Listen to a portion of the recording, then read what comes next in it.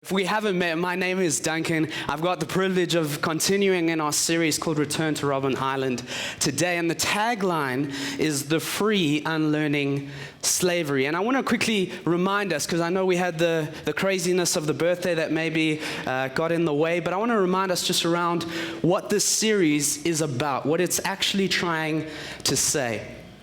I've said this in a preach team meeting and a staff team meeting. When you look at the Bible, when you study the Bible, you will find truths that were previously unknown that the Bible wants you to know.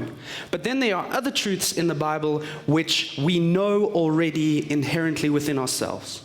And I believe that this series is one of those truths. It's almost like the Bible in this moment is trying to send a spotlight onto this truth and say, hey, this is a reality. What does God have to say about it? Because we're looking at the Israelites as they are in the wilderness and what God is doing with them in this moment, and we're going to be in Exodus 17 today, they have been freed from their slavery in Egypt. They are no longer in captivity, and so their outward chains have fallen off. But what we find in that place is that there are still chains within them that God is wanting to deal with. And so these chains start to come to the surface as God takes them through the wilderness experience, because he says, hey, this is not how we are supposed to live. You are supposed to be a freed people, but you're not looking like it. In the way that you're acting, in the way that you're speaking, in the way that you're thinking, there is still a way to go. And the truth is, we know this in the human condition. There are very few moments where it's a flip of a switch. There's very few moments where things change overnight. We know we are in process most of the time. And that's where they found themselves here. It's why we went for a series called Return to Robben Island. As you walk out, you will see there's a Nelson Mandela quote written up on that piece of container. It's a reality that even our world, it's a dilemma it knows quite well. If you're in this room and you've been married, you will know you can do all the pre-marriage you want, but post that wedding, you don't suddenly just become a great spouse. It's not like there's some magic in the I-dos that suddenly make you know how to do this thing well. That first year is some time to burn your fingers. We're always in process. And that's what God is doing here with Israel. He's saying there are these defaults to captivity. You're wanting to go back to that place of captivity, and you think that you are freed because on the outward it looks like that. But what you are forgetting is that there is actually captivity within your heart that I want to deal with. And so we've been looking at different defaults that God was highlighting in Israel. And in Exodus 17, I want to quickly set the context. There's an accusation by Israel against God of thirst. It's happened before. In Exodus 14, you have the Red Sea moment. It's the big one. God delivers them through the Red Sea, swallows up Egypt. They are now out free. They don't have Egypt pursuing them anymore. But the problems start. Exodus 15, there's an accusation of thirst. It was the first one. They say, hey, this water is bitter. We can't even drink it. Do you want us to die because of thirst? Exodus 16, this is where James was kind of early on in the series. There was an accusation of hunger. Did you bring us out of Egypt so that we would die of starvation? Exodus 17, there's an accusation of thirst again. So why don't you turn with me? Otherwise, follow up on the screen. We're going to just read the first 4 verses. It's a short passage today, but it's going to pack in a lot. It says this: all the congregation of the people of Israel moved on from the wilderness of sin by stages, according to the commandment of the Lord, and camped at Rephidim. But there was no water for the people to drink. Therefore the people quarreled with Moses and said, give us water to drink. And Moses said to them, why do you quarrel with me? Why do you test the Lord? But the people thirsted there for water, and the people grumbled against Moses and said, why did you bring us up out of Egypt to kill us and our children and our livestock with thirst? Do you see the default there? So Moses cried out to the Lord, what shall I do with this people? They are almost ready to stone me. Would you pray with me? Father God, as we go into this,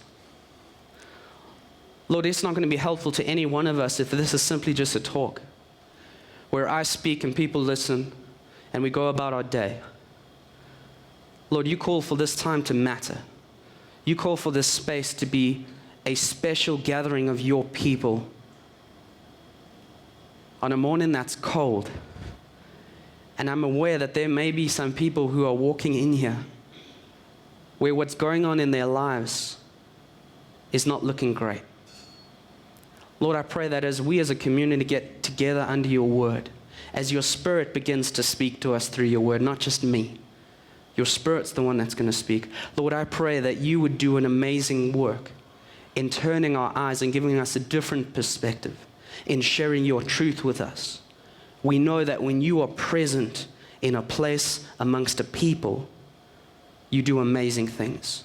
And so, Lord, my prayer for us today, this morning, is that you would do amazing things in this place because of the truth that you're going to share with us, and because you are present here and wanting to say something to each heart that's present.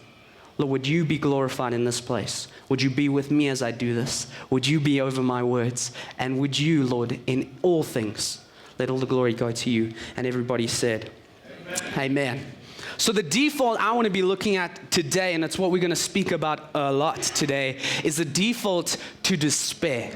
That's where Israel were in this moment. Their immediate reaction is to go to despair. And that's a truth we know, because we know that we have the tendency in our human condition to default to despair. We immediately go to the worst case scenario. It's actually quite easy for us. And getting ready for this preach, I really felt what God was saying was, I'm highlighting this to you in Israel because I've got something better.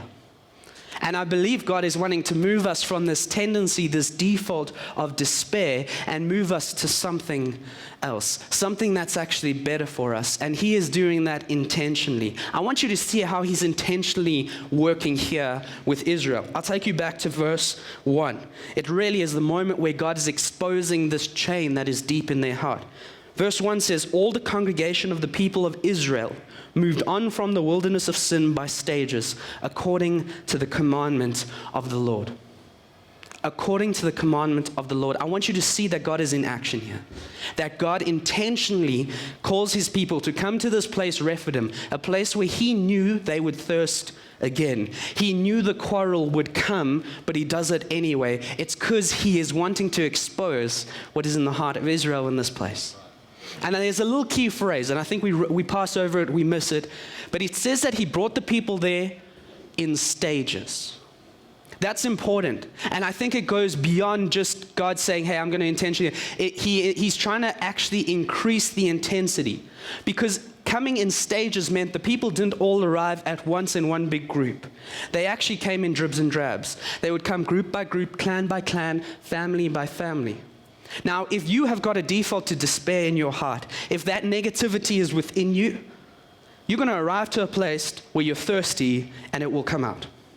But the group behind you, who then have the same default in their heart, arrive to a negative place, to a place where there is already despair, a place there is already negativity. What's going to happen? Despair will beget despair. Negativity will beget negativity. God is trying to turn up the volume to say, are you seeing what is in you? Because no one was showing up with great faith saying, hey, you know what? God is good all the time. No one was saying, hey, remember we were thirsty 2 chapters ago and God delivered? He made the water sweet and we didn't die? Hey, remember last chapter when we were hungry and then God brought down this thing called manna and we didn't die? No one was coming in at that pace. Everyone came into, did you bring us here so that we would die of thirst? Not even just us, even the animals. That's the place they are. And I believe God was doing this intentionally because he is saying, this is how bad the problem is, but I want you to know I've got something better. And that's what I believe he's saying to us today. You'll see behind me, I have a little setup. Actually, let me do this to help the world. I have a little setup. I very rarely do big analogies like this, but you're going to see this a lot today, so we're going to have some fun. Is that okay? I know it's the 8 a.m., but I need a better response than that. Like, I understand it's cold. I get it. I'm going to give you grace. I've told you before, the more response I get, the better I preach. So trust me, it helps us all.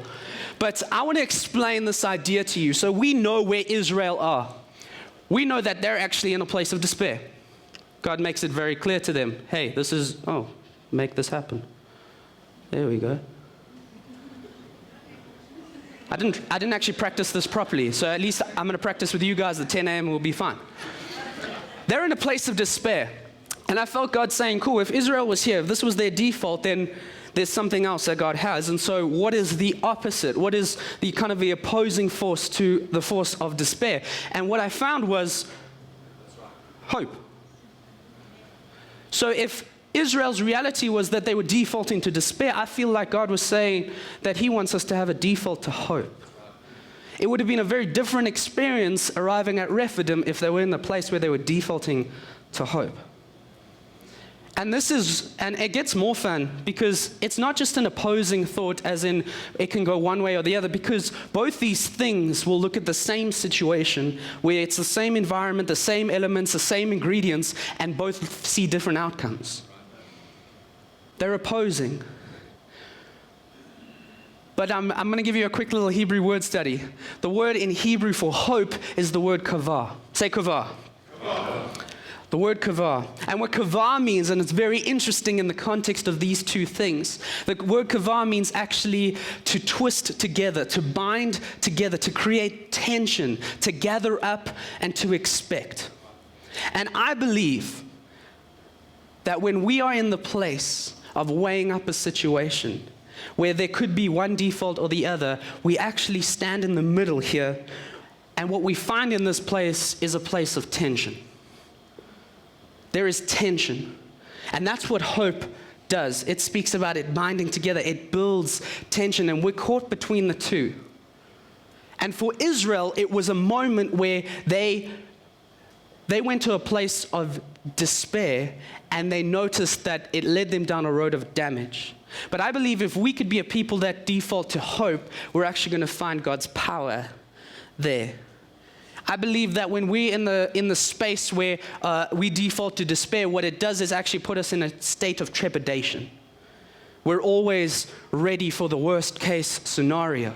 And then in the state where we are defaulting to hope, I believe it does a very different thing, because we actually get into a very healthy space of anticipation. We know the future is unknown. The tension is there. We're held in that tension before we see the outcome. But how we approach it is very important. We found ourselves, like Israel, in the tension between the two.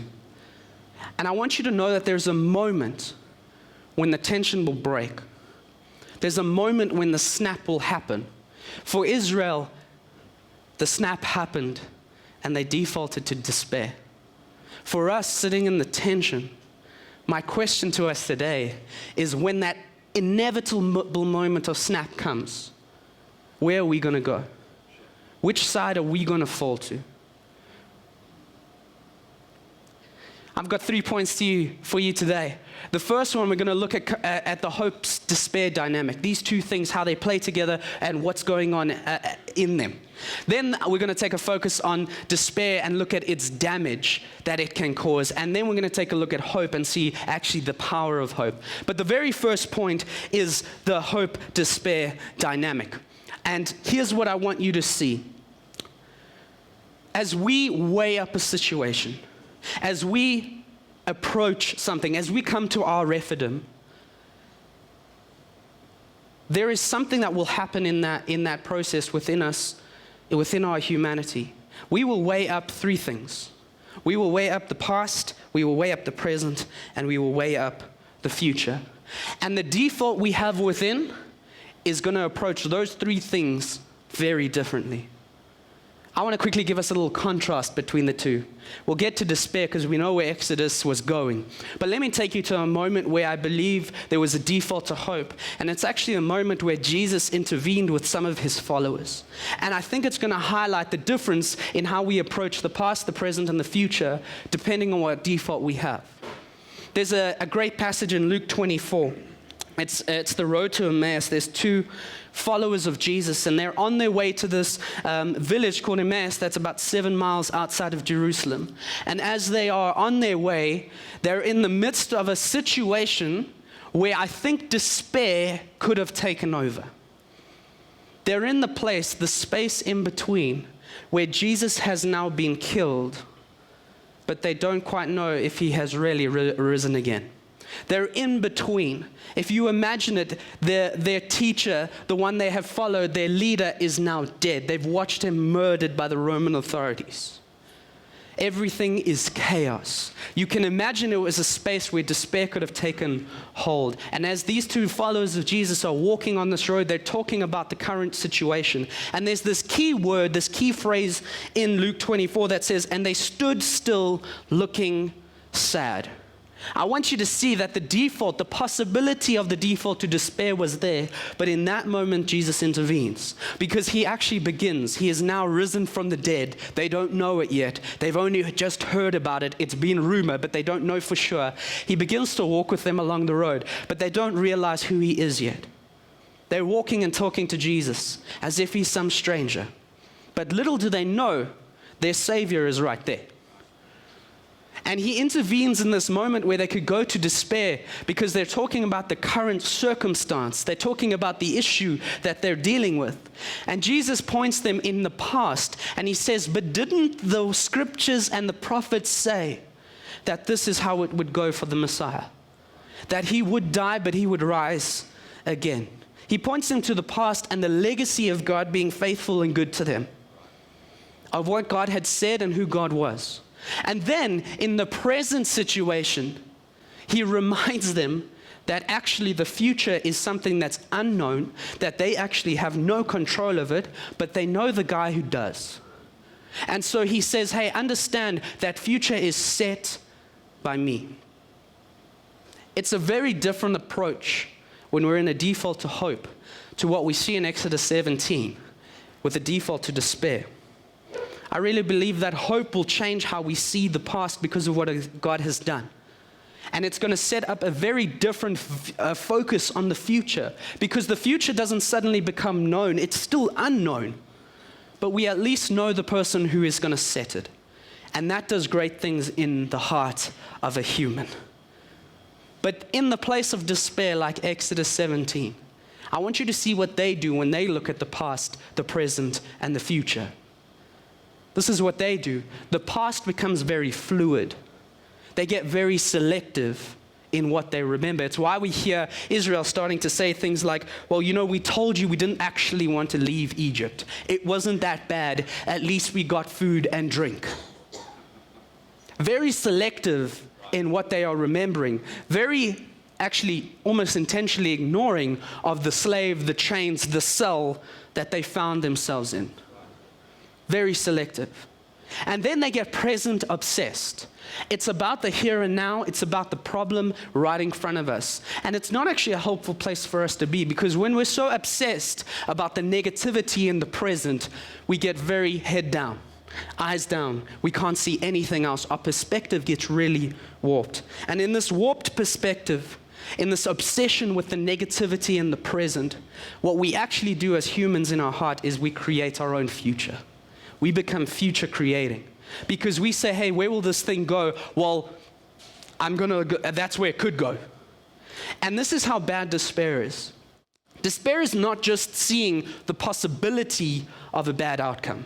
It is actually saying there is no possible good outcome.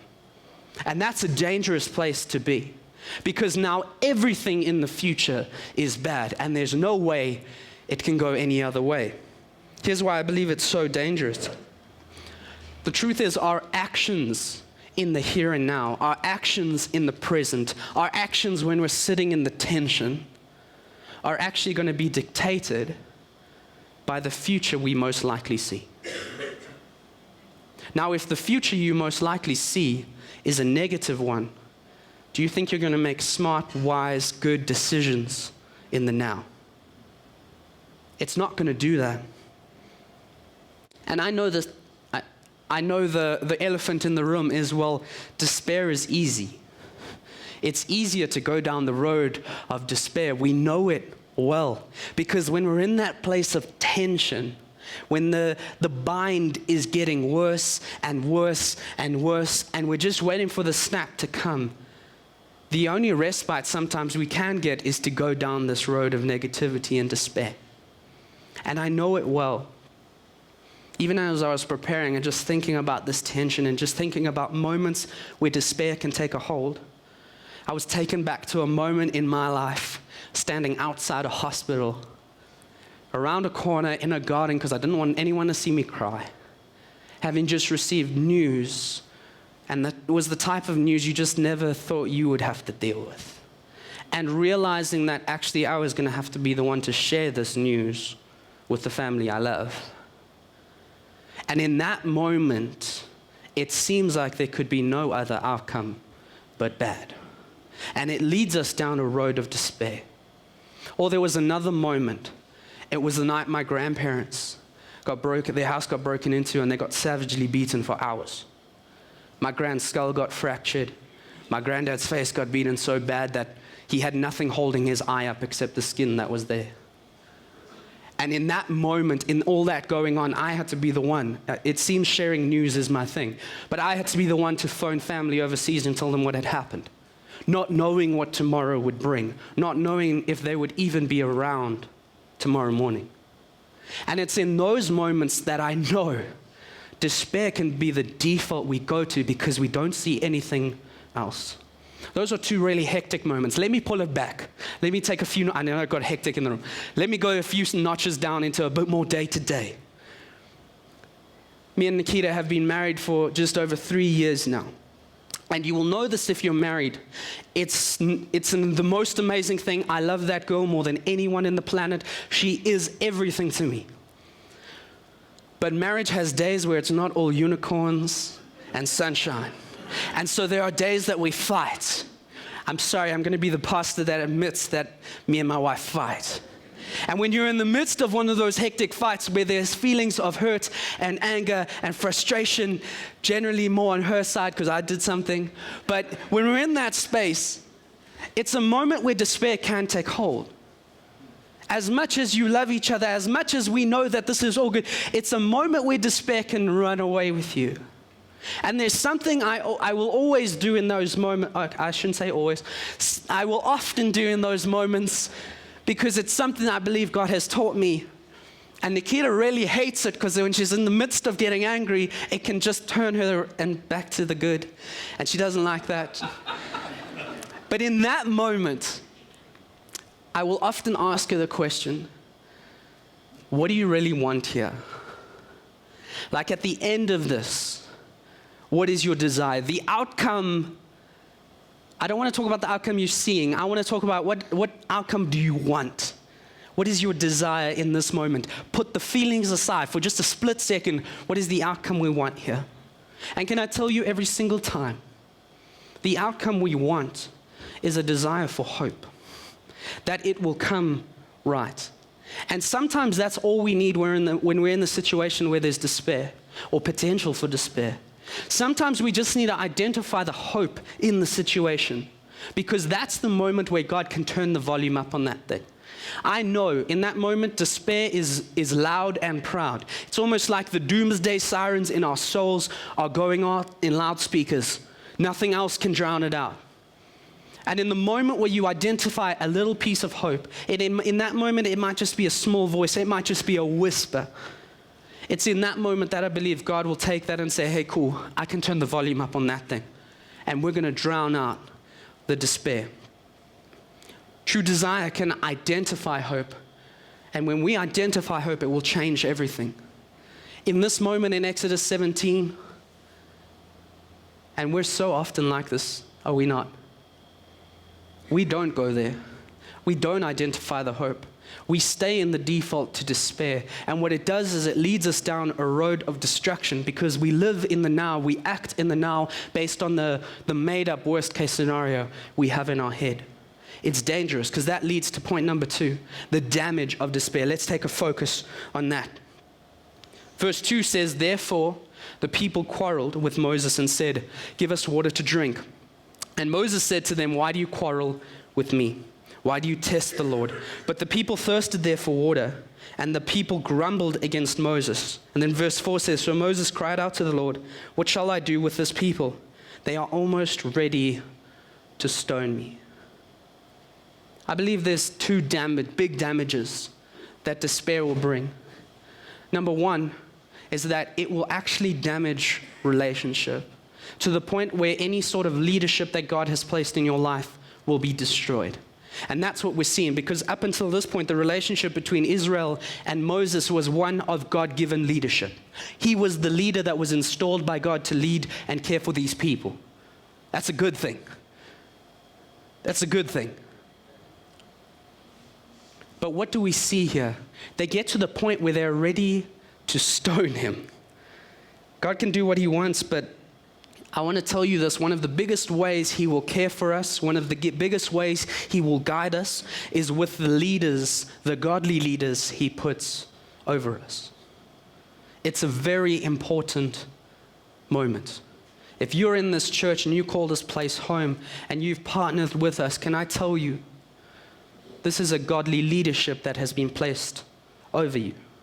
And if that relationship begins to strain, if that relationship begins to get to the place where you want to stone me or Glenn or Vaughn, we're going to be in trouble, because you're going to lose that godly voice that God has placed over you.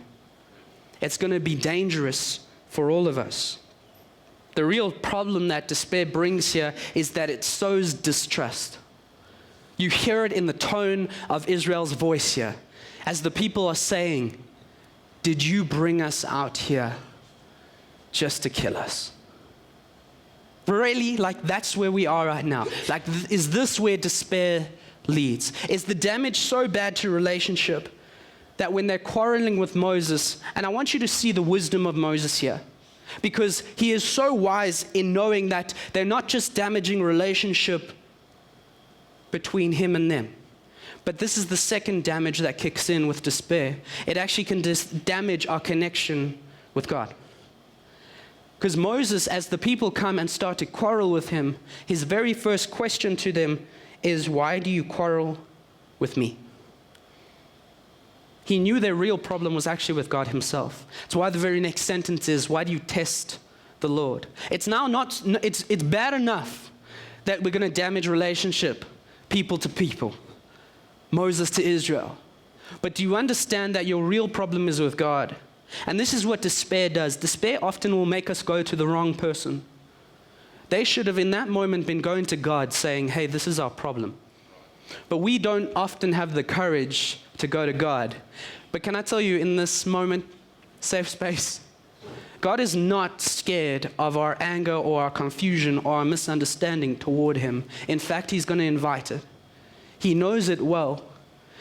The question for us is, are we going to have the courage to go to him? Or are we going to work in the space of our default to despair, where we work our actions in the now based on that weird future we're seeing?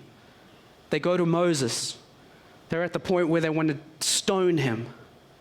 Is that really where it is? Because remember who Moses was to them.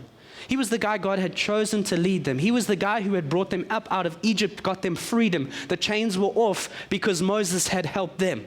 He was the one that God chose to lead them, to care for them, to guide them. That's the guy they're wanting to stone. If this is where despair leads, can I tell you, we need to run as far away from it as we can, because it causes damage. And the real damage that I believe despair causes at its core is it just causes us to sin. We see it in how they sin against man with Moses, and we see how they sin against God himself.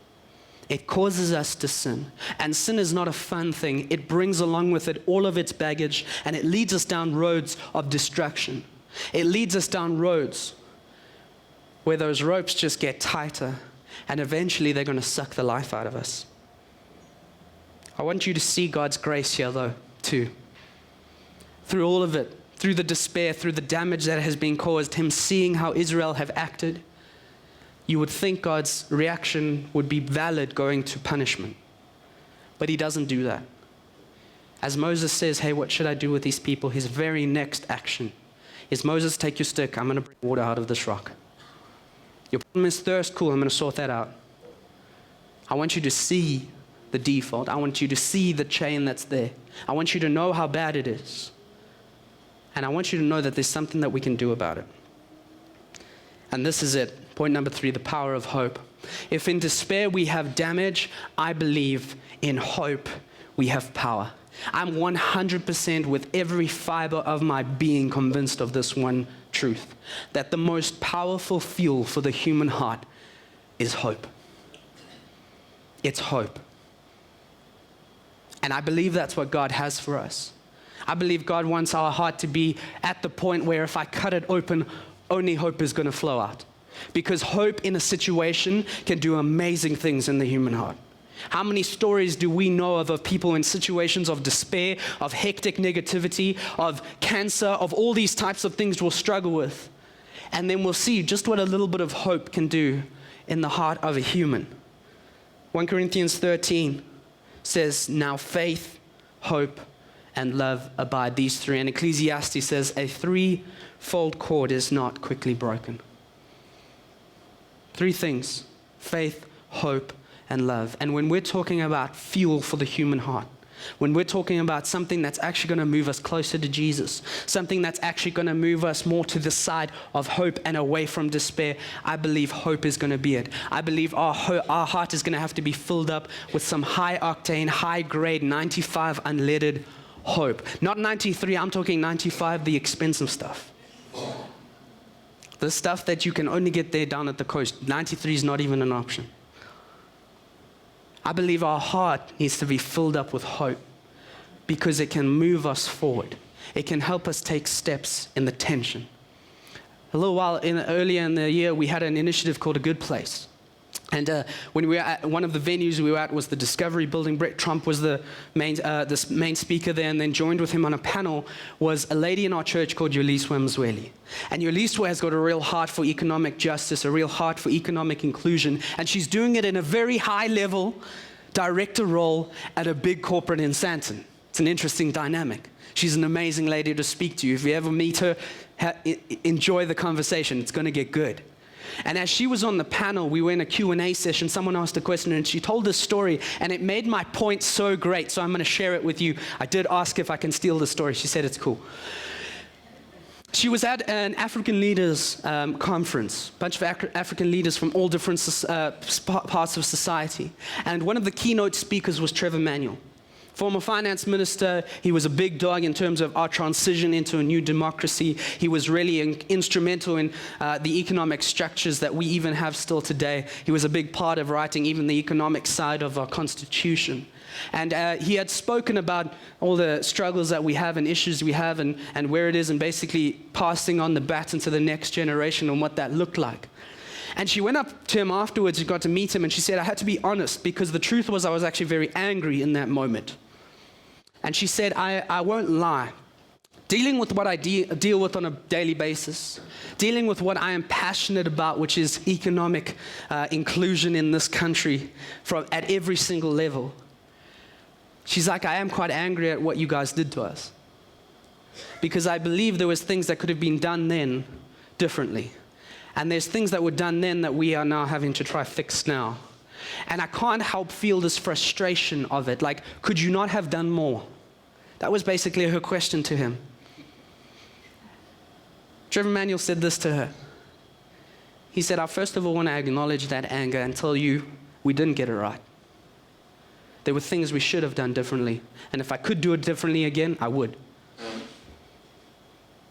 So I want to acknowledge your anger. But very quickly, I want to tell you that anger is something that's powerful because it can help set us up to move forward, but it's not actually the thing that is going to move us forward. He said, what you don't know is that in that moment, in that time, in that situation, we were trying to move a people forward. We were trying to progress people's hearts in this country forward.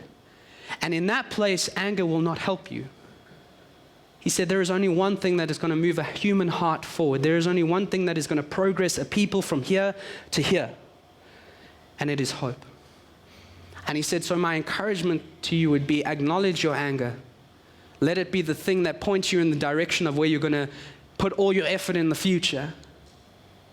But very quickly move that to a place of hope, because that's where you will see actual progress and a different outcome come to be. That was his encouragement.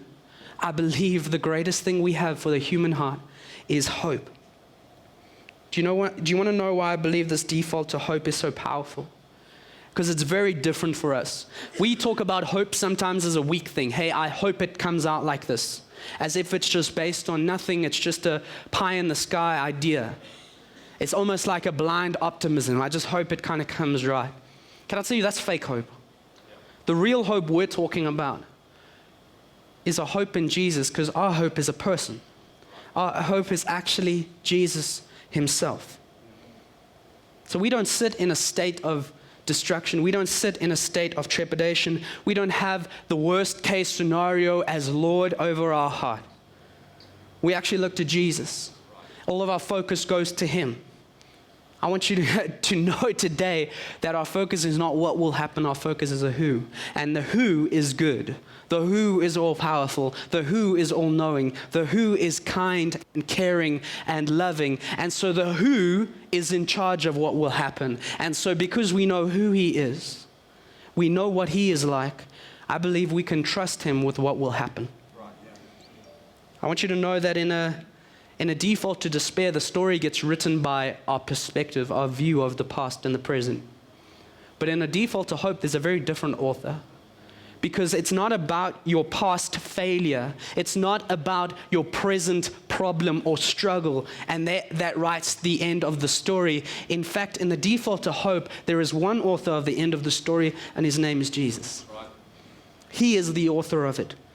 1 Peter 5:10 says, "And the God of all grace, who called you to his eternal glory in Christ, after you have suffered a little while, will himself restore you and make you strong, firm, and steadfast." After you have suffered a little while, I love that that is in that verse.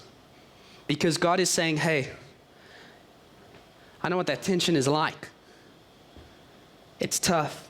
It's rough. It's going to build and build and build and build, and it will squeeze and squeeze and squeeze. I know what it's like. But I want you to know that you are in need of restoring, because your default in the squeeze is going to go to the side of despair.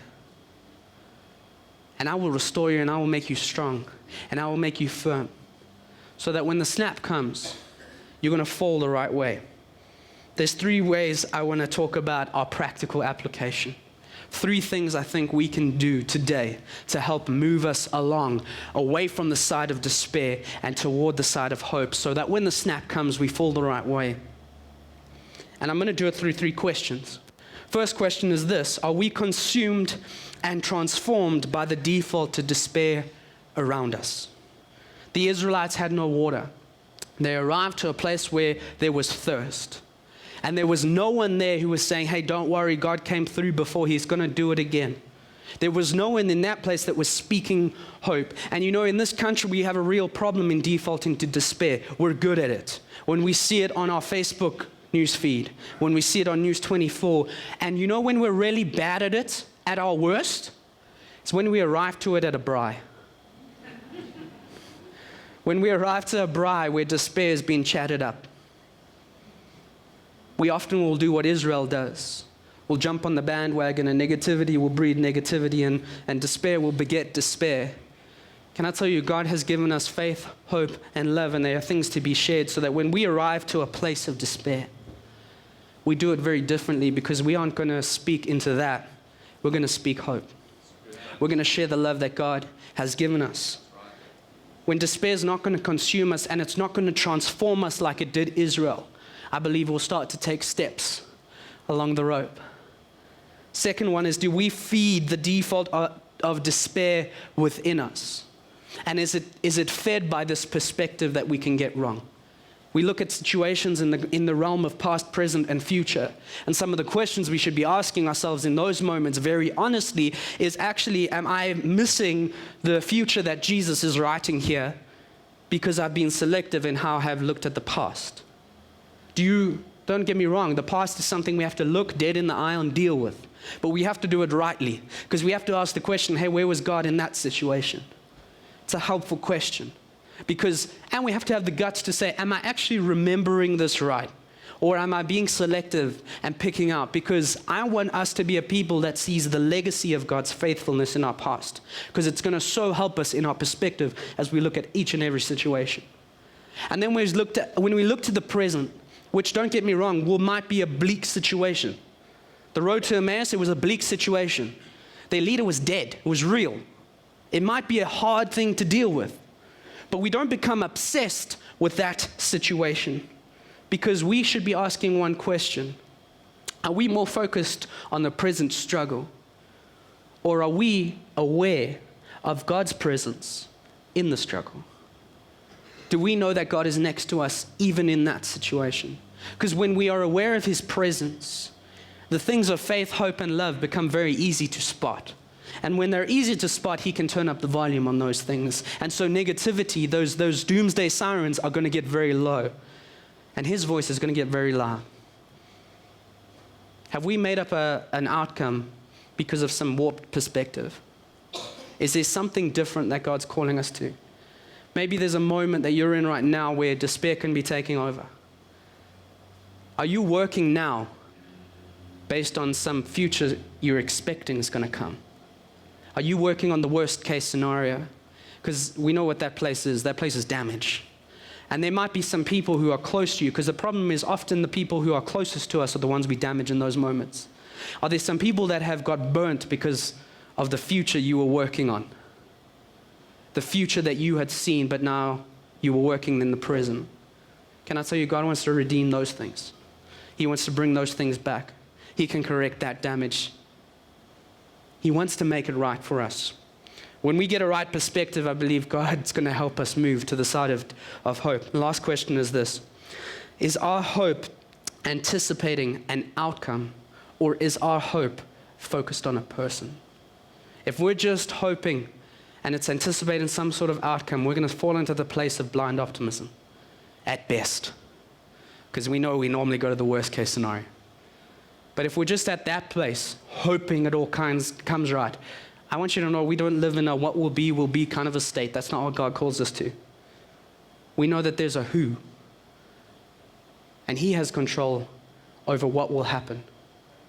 I want you to hear this morning. I want you to hear God's grace in speaking about the default to despair. Because we've looked at Israel, and this is where they were. They were in this place. They were in this tension. As they arrived at Rephidim, they could have gone either way. But they sided with the side of despair. Because when the snap happened, when the tension broke, when the moment of release came, the damage that had been caused by it led them to the side of despair. Can I tell you, I believe today, God is saying you are right now sitting in the tension, but the snap hasn't yet come. The tension hasn't yet broken. The moment of release hasn't yet come. And He's saying where you are along the rope is important, because where you are along the rope is going to determine where you're going to go. And the question to each one of us today, this morning, is where are you on the rope today? Have you sided with the side of despair?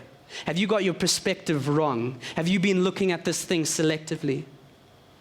Can I tell you, God's given us steps to move along. Because in this place, when we are here, when we're moving along and getting to the side of hope, can I tell you, it's going to be based on His power. It's going to be based on us looking at Jesus, knowing that He is good, knowing that He is the one who has better for us, knowing that He is actually the one where the future might be unknown, but He is the one who knows it. And He doesn't just know it, He's the one who sets it, so that when the snap moment comes, we fall to the place of hope. We don't fall to the ones who would be overwhelmed and consumed with despair. I truly believe that God's saying, hey, Israel was in this spot. Israel was in this default. But God has something better for us. It's a living hope. It's not a dead one. It's not a weak one. It's not based in nothing. It's actually based in His strength, in who He is. As the band joins me, I'm going to close us in prayer.